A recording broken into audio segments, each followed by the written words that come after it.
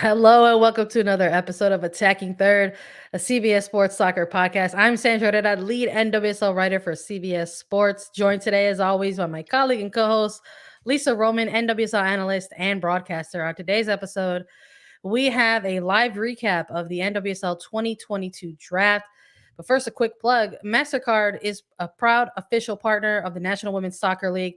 The company is deeply committed to women's sports and promoting diversity on and off the field. Go to priceless.com to learn more about how MasterCard is supporting gender equity and limitless possibility for all.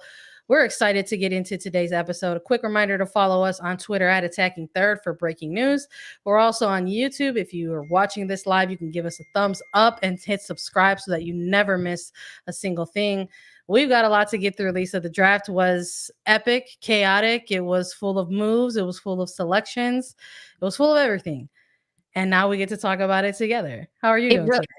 It really was crazy. We were talking a little bit about this right before we started this live, how the trade window is open. And because of that, we are constantly seeing what we think is going to be a pick, and then it turns into teams trading, players moving around that are not even involved in the draft that was happening. Just so much movement, so many different parts. I'm glad I had like 4 different screens up today running as I could keep track of everything and keep my notes, because really that's the reality. That's what you need. And I also need like severe compartmentalization in my brain to really be able to keep it all straight. But I think we did a pretty good job keeping it all straight, and we'll see. That should have been like my first question for you. Like that should have been the real icebreaker question. Like, how many devices did you have to utilize today to help you keep track of the draft? How many beverages? How much caffeinated coffee, water? I ate like an entire bag of cheese puffs, like Cheetos cheese puffs, because they're delicious. And love that. Treat so like yourself. my diet today was cheese puffs and coffee. It was amazing. You gotta you need whatever gets you through it, and that was your choice to make. And you know what? Those choices were correct. I'm not here to pass judgment. I'm not here to tell you they were wrong. In fact, I'm here to tell you that they were correct. Yeah, probably. I personally probably didn't like drink enough water. Like let's just be real. But I'm trying to make up for that now, and excited to get through all of the exciting things that happened in the first round, because there was a little bit of back and forth, I think, Lisa, in terms of like how was the number 1 pick going to shake out with that trade window opening. There's always that potential like, oh no, is there going to be a move that happens? Is San Diego really going to find themselves on the clock to start the draft? You just never know with draft day. But we knew heading into the event, we knew that there were going to be 4 rounds with 50 overall picks throughout the draft, and everybody's attention was primarily going to be on the first round, and obviously that number 1 overall pick, to see who was going to get selected. Let's just run through these picks for now, and then we'll sort of take a little bit of a deep dive on them and see what's going on. San Diego Wave FC did stay in that first round slot at number 1 overall. There was a bit of back and forth of who was going to go first. It was kind of a toss-up between Jalen Howell out of Florida State University and Naomi Girma out of Stanford. And San Diego Wave FC ended up going defense in this one, going with Naomi Girma. In second, with the second round pick, the second pick overall in the first round of the draft, Racing Louisville FC ended up going with Jalen Howell, the midfielder out of Florida State. And then North Carolina Courage was on the clock with number 3. They selected Emily Gray, a midfielder out of Virginia Tech. Racing Louisville was back on the clock at number 4, and they went the route of midfielder with Savannah De Melo out of USC. Orlando Pride at number 5 selected Mia Fishel, the forward out of UCLA. North Carolina Courage also went the route of a forward, selecting Diana Ordonez at number 6. At number 7, Kansas City Current went the route of forward as well, choosing Elise Bennett out of Washington State. Number 8 had a bit of a trade. We'll talk about it. OL Reign selecting Jean, excuse me if I, was incorrectly pronouncing that name. We've already been hearing that she prefers to go by Zancy, so we'll get into that pick a little bit as well. San Diego Wave FC at number 9 chose Marlene Schimmer out of Grand Canyon University, first ever draftee out of there. And then we had Rain once again participating in a trade with Orlando Pride, who ended up choosing Caitlin Cosme from Duke. So congrats to her on going to the Pride. And then Pride getting back-to-back picks, number 11 choosing forward Julie Doyle out of Santa Clara. And North Carolina Courage rounded out the 12th pick with Caitlin Fergulia out of Long Beach State University. So there's a ton to get through here just within these 12 picks alone. And we wanted to maybe sort of take him pick by pick, maybe sort of round out things to discuss the first 5 draft picks, because there were a lot of selections that were made during the 2022 NWSL draft. But for this particular draft class, there was sort of the perception a little bit, and these are just things that we heard and we reported on and we saw being reported on as well, that this particular draft class had a certain level of talent, right, coming into play. And then maybe after mid first round, it was going to be a real wild card about who and where and got selected and how, just because of maybe the gap in the talent pool. So number 1 overall, it ended up coming down to defense, Lisa. And I got to remind the people every single time they come here, you and I, big fans of defense. Let's talk about it. Naomi Girma going number 1. I think this is really the biggest talking point, because heading into this draft, there's usually the top players that are going to go in the first 5 or 6 picks that happen. And it was really a toss-up between Naomi Girma and Jalen Howell for the number 1 overall pick. They were two really the biggest standouts of this drafting class that came in. And it really came down to what San Diego was looking to fill and the holes they were looking to fill on their roster. And I love it. They went with the defender, Naomi Girma, out of Stanford, the San Jose, California native. So that's fantastic as well, like keeping it in the state. She has a lot of youth national team experience. She can play in the back line as a defender in a center back role. She can even slot into that defensive midfield 6 holding midfield position. And we could see her get time there. But I think for Casey Stoney and San Diego, this is a fantastic pick in Girma. When you look at the roster for San Diego, they also have Abby Dahlkemper, center back, that is slotting in there, which to play alongside Girma, or even for Girma to learn from Dahlkemper throughout her first season in the NWSL, is going to be huge for the growth of Girma's game. And out of Stanford, it's not really a surprise. Stanford gets a lot of number 1 picks over the year. The fourth number 1 overall pick coming out of Stanford. They produce some fantastic soccer players. But Sandra, you actually spoke about almost the differences between Girma and Jalen Howell at the opening of this draft. We saw you on HQ, whoop, whoop. And yeah, and you said that there is a difference between these 2 players. And it's no surprise that Jalen Howell did go number 2 overall to Racing Louisville, the defensive midfielder, Jalen Howell, who can really play on both sides of the ball. But between these 2 players, were you shocked to see Girma going number 1, or really was it a bit of a coin toss for you? It really was a bit of a toss for me, because I was looking at San Diego and there were a number of things I was thinking of. I was like, okay, right, is this going to be the franchise that has the number 1 pick going into this draft, right? Again, because anything can happen on draft day. Were they going to trade it? Were they going to utilize that as an asset for somebody else? No, they hung on to it, right? So that was phase 1. And phase 2 was, how is Casey Stoney and Jill Ellis and Molly Dowden going to continue to sort of build out and flesh out this roster? They made a ton of moves alongside Angel City, right, as the 2 new expansion teams to try to get some deals going ahead of the expansion draft, and B, this regular NWSL draft. And they announced players like Kaylin Sheridan, right, in goal. They announced their first player signing was Abby Dahlkemper, right? Yeah. We had them come on and talk about it at attacking third, and then coming out of the expansion draft, choosing somebody like Kristen McNabb, and then Kaylee Real, right, and then also making that trade for Tegan McGrady with Washington Spirit. So stacking up defenders, right? And then maybe having that early trade window move with Chicago that brought in more offensive attacking players, and somebody like Katie Johnson, Mackenzie Doniak, their player rights to Kelsey Turnbow out of Santa Clara.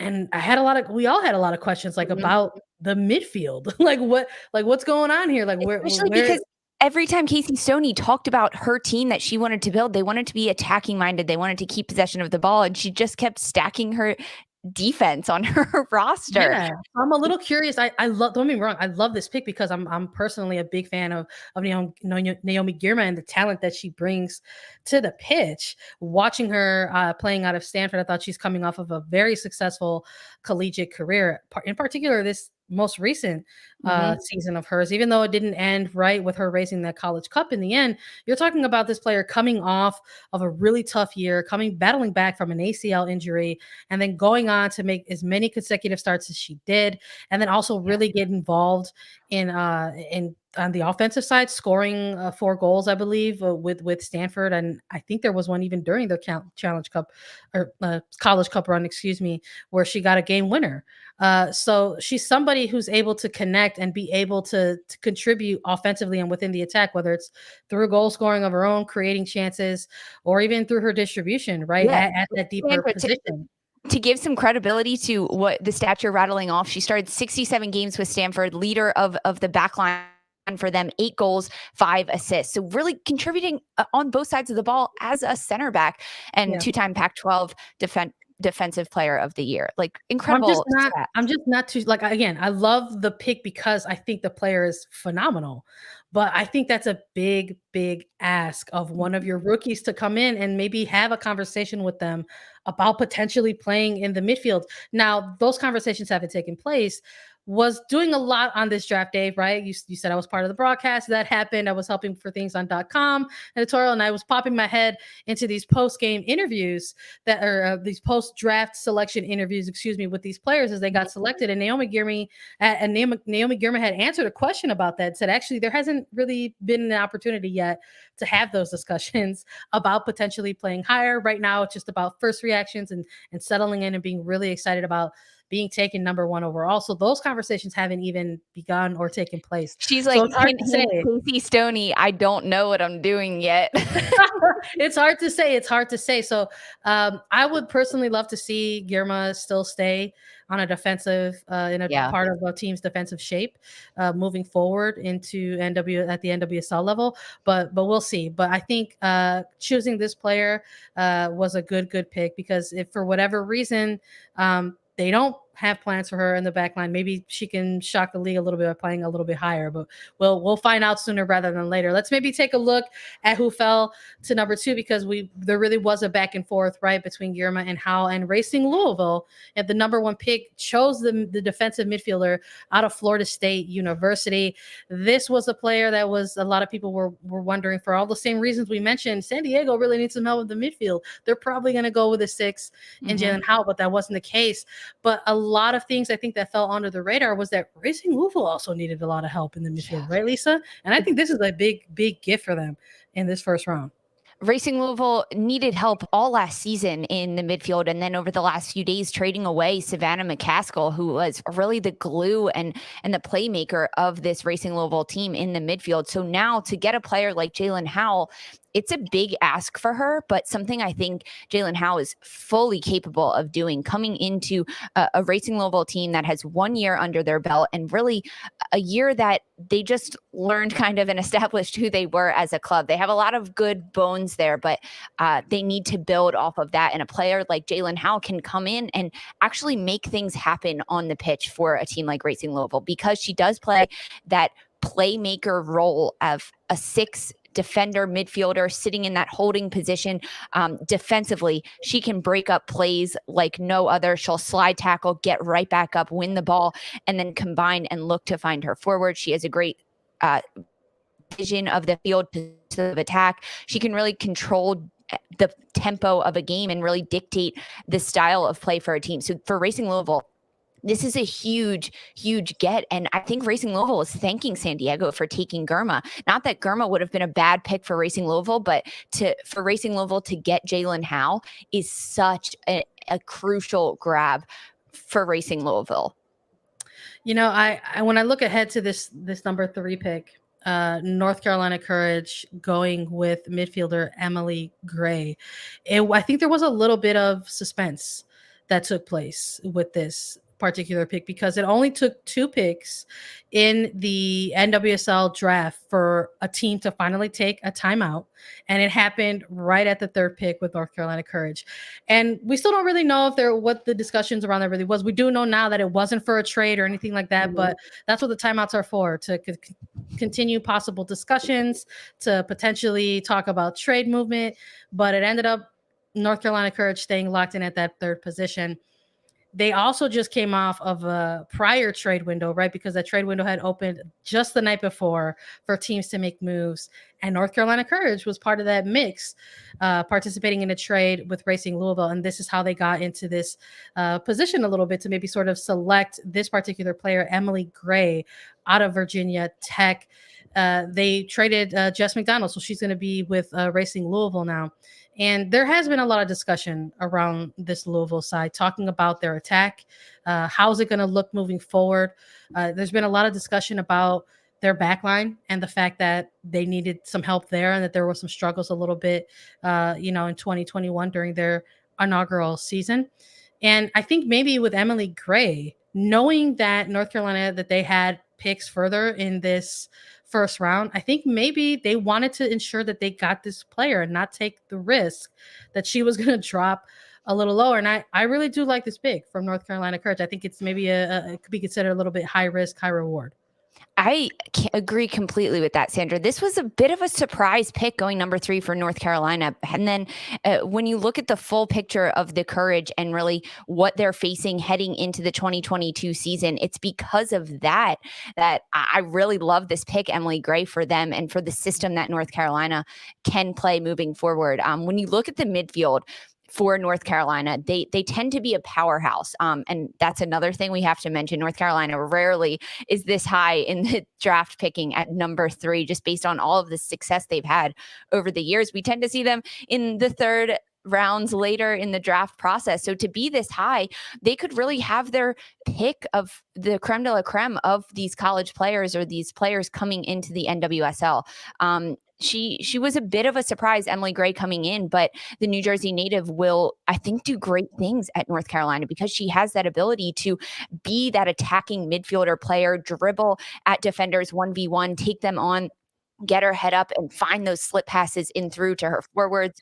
And then, of course, you look at the internationals on the North Carolina Courage roster: Davinia, Denise O'Sullivan. There are Olympic qualifiers coming up in 2022. So there will be holes to be filled in this midfield unit. And that's one of the most fantastic things about this draft, is knowing that these players that are being drafted are going to be asked to play minutes, significant minutes, right at the start of the 2022 season. It's a bit of a longer season, so they have time to develop these players, but I could see Emily Gray getting minutes right from the start to kind of get those game time minutes and adjust to the play of NWSL.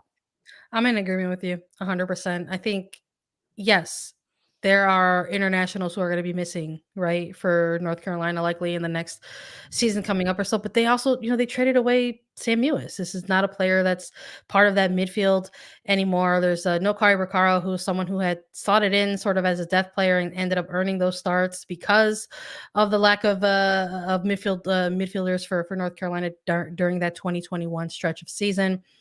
And I think getting this player is going to help bulk that up. So we'll see if either A, Emily Gray competes for a starting position, or B, is kind of coming off as bench depth to start. But we had midfielders go back to back, because at number 4, Racing Louisville chose Savannah De Melo. And I'm a little curious. These two clubs had a lot of engagement going on back and forth them prior to the trade window. And I'm curious if maybe they were both trying to figure out which midfielder they were trying to select in these two positions, because Racing Louisville went with Savannah Demelo out of USC to help bolster up their attack and their midfielder. I like this pick as well. I think this was a player that was on a lot of mock drafts, right, going within the top 5 or at least top 10 of the first round, and it was not too surprising to see Louisville go out there and try to get a player like this.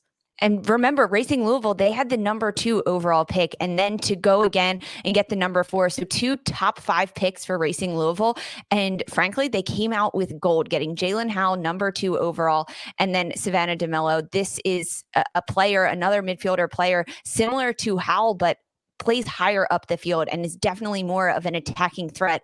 And one of the funniest stories, Sandra, is that Jaelin Howe and Savannah Demelo, they know each other. They're good friends. They were tweeting back and forth at each other. They've played together on youth national teams, and now heading to the same team in Racing Louisville.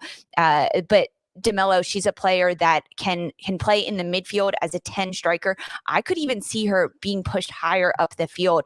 Maybe not as a number 9, but if you send her out on the flanks, she could send crosses in. She's really, really good in possession with the ball at her feet, dribbling at defenders, and breaking lines. So because of that, I would love to see her in a diamond midfield in Racing Louisville, at the top of that point diamond as that number 10 with Jaelin Howe as the 6. It's a young squad. We got Emily Fox out on the flank. Like, I'm so here for it, Sandra. I am so here for this Racing Louisville team in 2022. This is why I love draft days. It's got people like Lisa backseat coaching. I love it. Hit me with it. I love to talk about it. I can't not do it when I look at the skill that these players are bringing to clubs that really need it. And when you look at a team like Racing Louisville, their bar isn't that high. Like, the bar that they've set for themselves. That's not unfair. That's not unfair to say. It's just like, let's go into the 2022 season and see what we can do. See what pressure we can apply onto our opponents.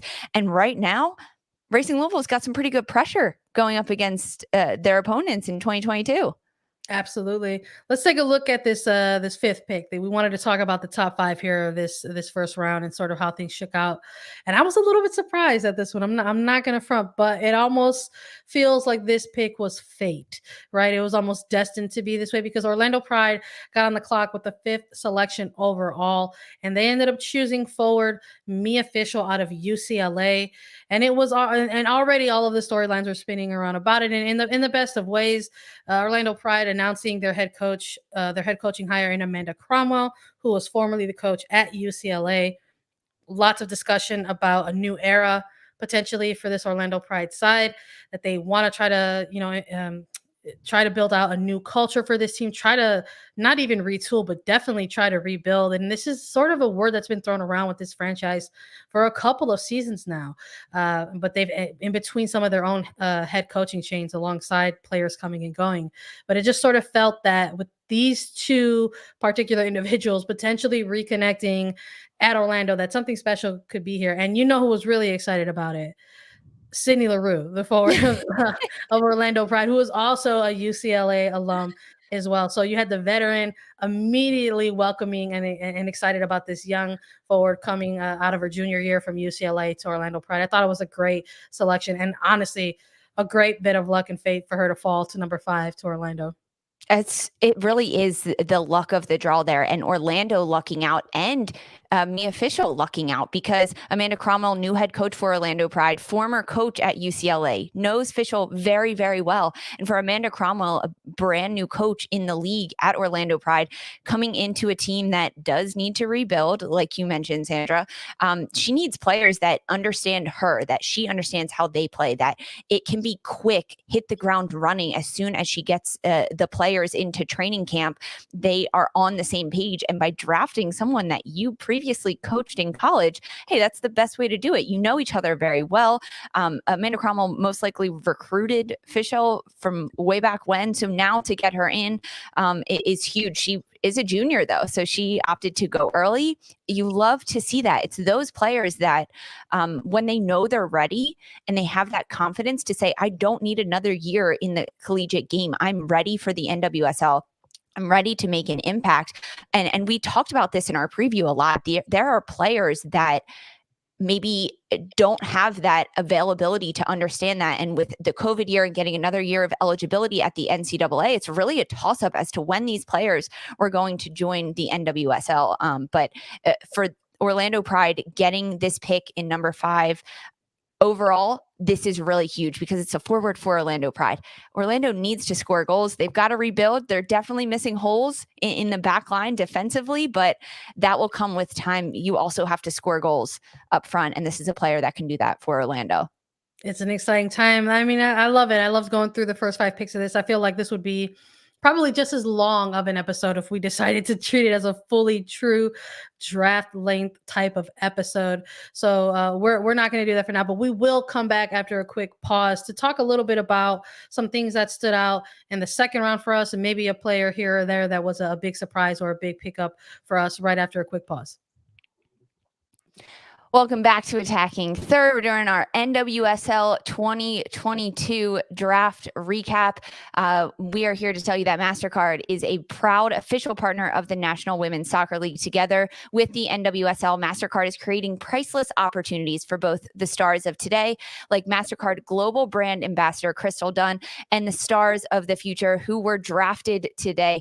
MasterCard is deeply committed to women's sports and promoting diversity on and off the field, with investments spanning players, teams, and competitions around the world. To learn more about how MasterCard is supporting gender equity and limitless possibilities for all, visit priceless.com. And that's what we had, the future leaders that were being drafted today, Sandra. We hit the top 5, and there's still a lot more that we have to discuss going into this. Yeah, it really was. It feels like that rings the whole concept of like priceless and priceless moments like really does ring true, probably like on days like this. I mean, you saw throughout the entire broadcast on CBS sports platforms all the excitement that was sort of coming from these players being selected, giving the opportunity for a shot at the chance to go pro for the first time in their soccer playing careers. So it was quite the time. But let's take a look at maybe big surprise picks, or we can keep going with what we thought were biggest picks for players. We did maybe want to touch on some of the first round that we didn't touch on in that first part. Elisa, what's a surprise pick for you maybe here coming out of this first round?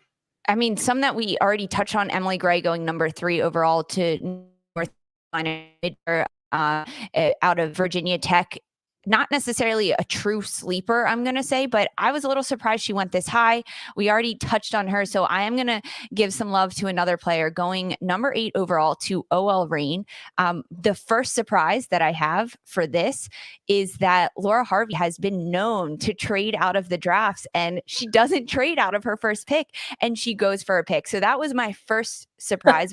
We heard Marissa Pilla talking on that. She said 14 times over Laura Harvey's last 8 coaching years, Laura Harvey has traded out of the draft. We did see it later in the draft, but because of that, this has to be one of my surprise picks. And then not just because of that, but also a player, a forward, Zansi Kajan out of St. John's University in the Big East Conference. Whoop, whoop. Always got to give some love there. But she's an international player. She comes from Budapest, Hungary. And because of that, going so high, 8 overall in the draft, says a lot about the skill and the talent that this type of player has.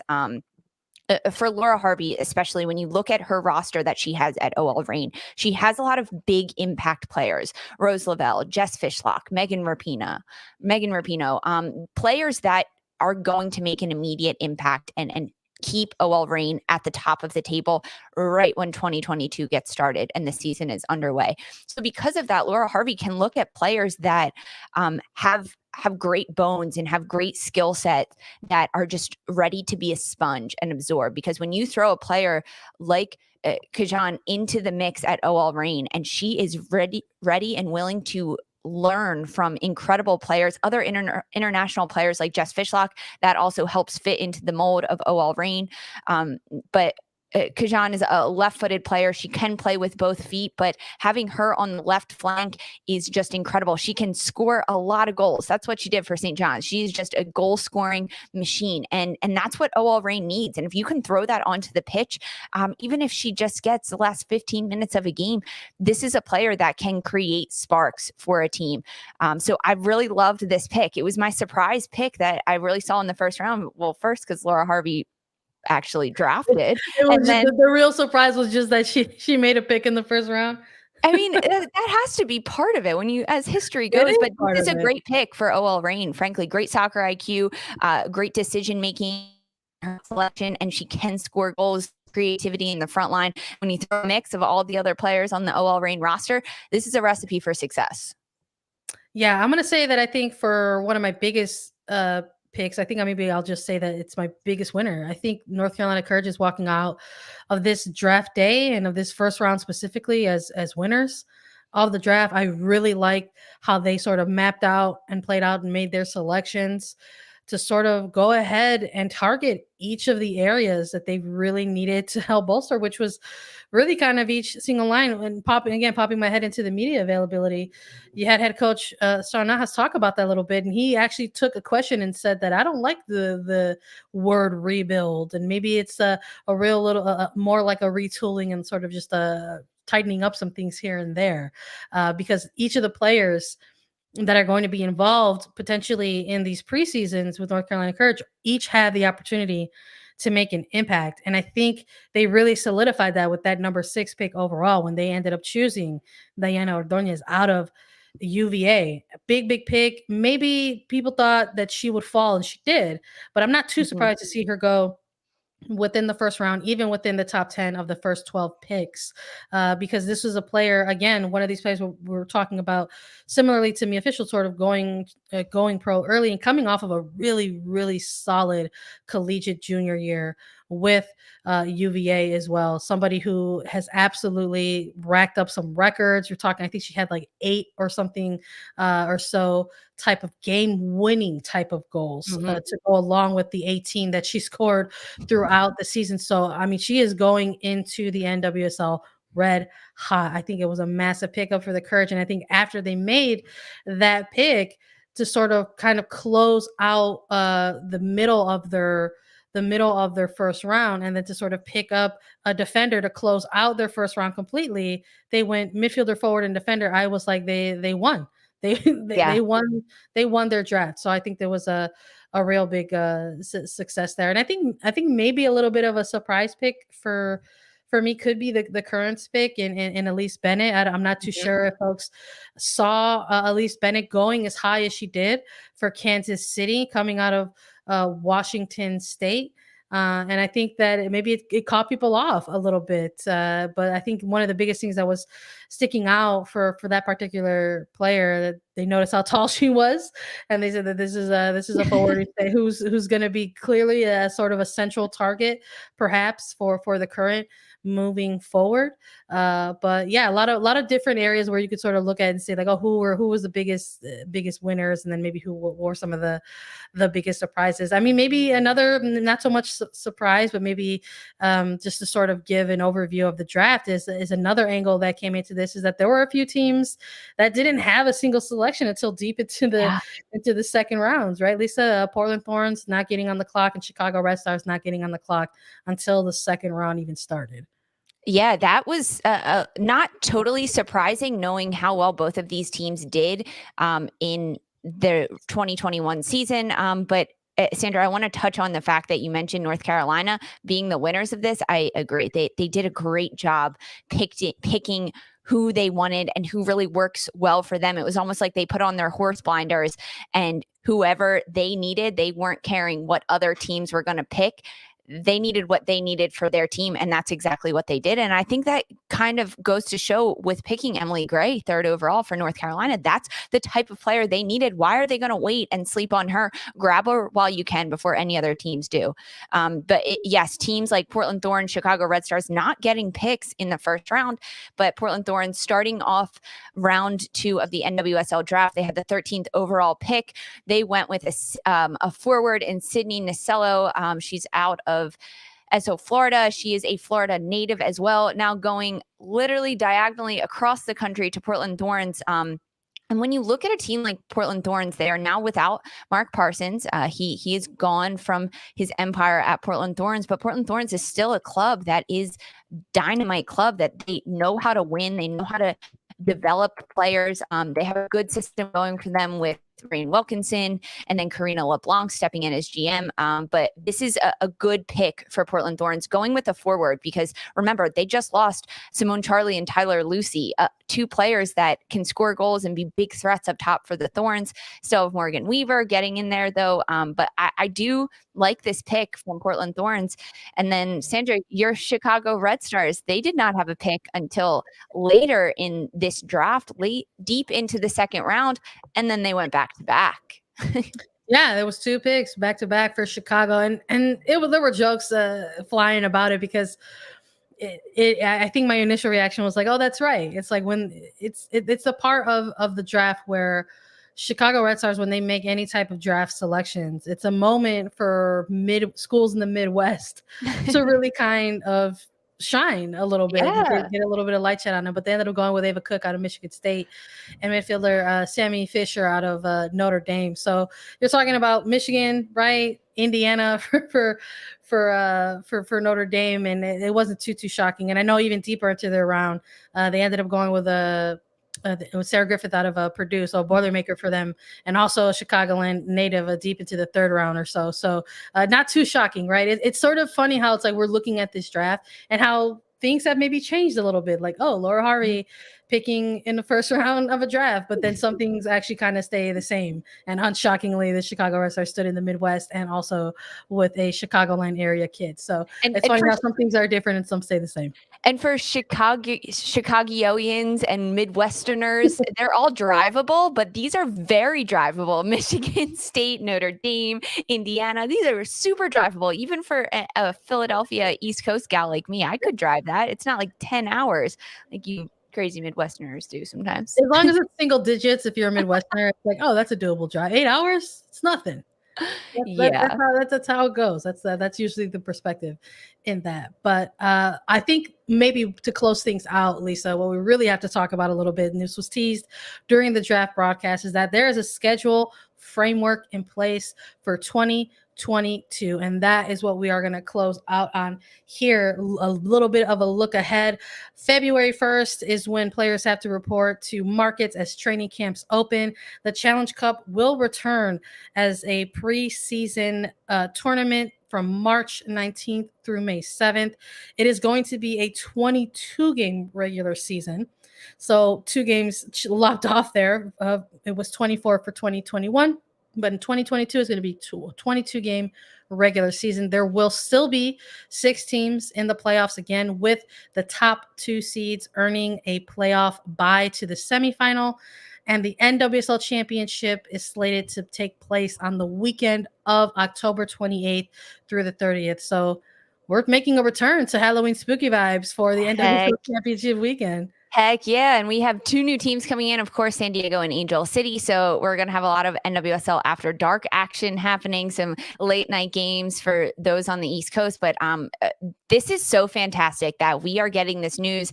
It came in between the first and the second rounds, which was just a little treat for all of us watching, that we now have more information on what is to come in 2022. The 6-week training camp that gets going, the 3rd annual NWSL Challenge Cup, which we knew that wasn't going anywhere, but group play, 4 groups of 4 teams, because now there's 12 in the NWSL. And because of the 2 team club additions in San Diego and Angel City, we knew that the schedule was going to have to change a little bit, because with 12 teams, you can't keep playing at least 24 games. So I love to see that it has been shortened a little bit, and it's not as demanding as it has been in years past. I mean, this is the first time we're seeing a balanced schedule from the NWSL. Yep. So 22-game regular season, so 132 games. You can watch them all on Paramount Plus here at CBS.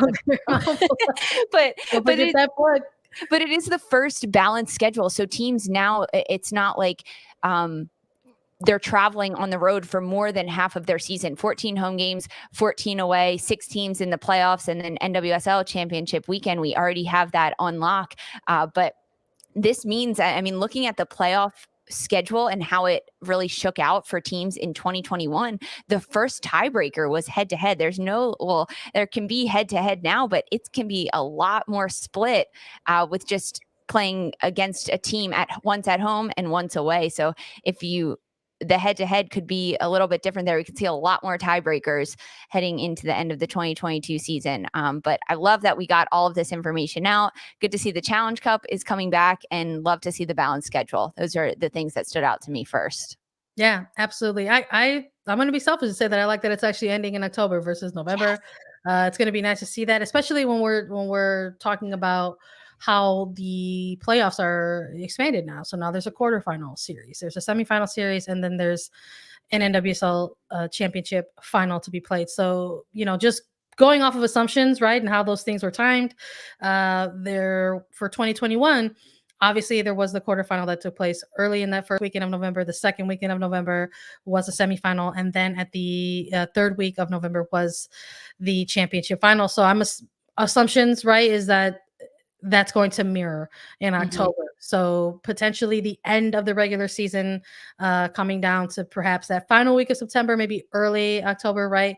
Well, we'll see once more details roll out for the schedule, and I'm sure we're all anticipating that as we always do. But I loved it. I liked seeing the framework in place, and I'm in agreement with you with the 2 new teams coming into play. Having the 22 game season, I think, is going to be beneficial to everybody involved. And as more details come out about that, we're going to continue to go ahead and keep everybody updated. But that's all we got, Lisa. I want to thank everybody for listening and joining along with us.